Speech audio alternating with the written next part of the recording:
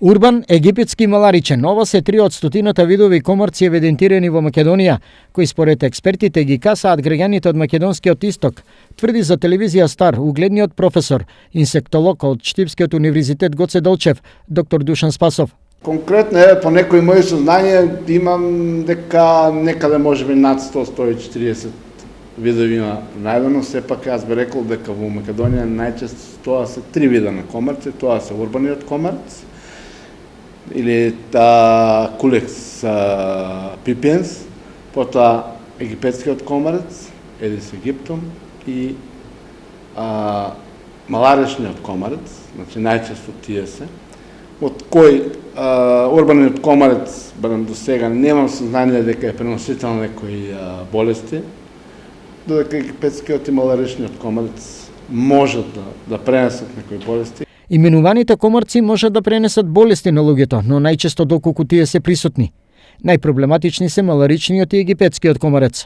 Урбаниот, тврди професорот, засега не покажал знаци за опасност по здравието на луѓето.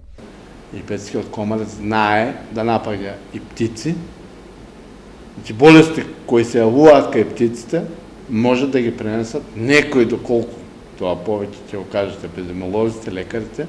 Значи некои може да бидат пренесени кај луѓето доколку можат да обстојат и во човечкиот организам.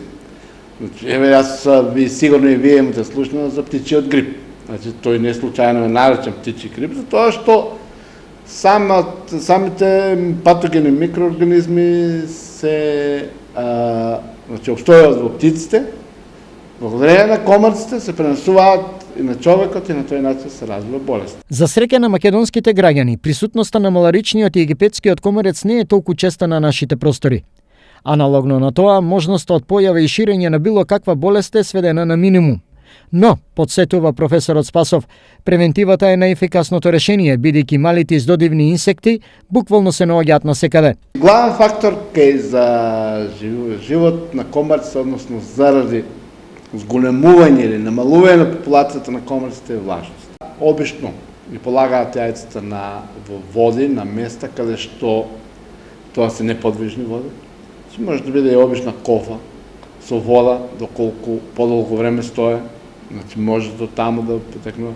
Може да бидат некои гуми, стари гуми, места каде што, значи секаде места каде што може да се задржи подолго време вода, значи таму може да биде потенцијално жариште за појава на комарц, односно за размножувањето на комарц. Доколку жариштата од каде можат слободно да се развиваат ларвите на комарците навреме се уништат, тогаш досно пролетниот, летниот и раноесенскиот период за граѓаните нема да биде неподнослив. Засега статистиката покажала, заболени граѓани од тропски болести како резултат од каснување на комарци нема евидентирано на македонскиот простор, особено на истокот. Малкуте случаи со нилска треска се резултат од престој на заболените во земјите што гравитираат блиску до африканскиот континент и Блискиот исток.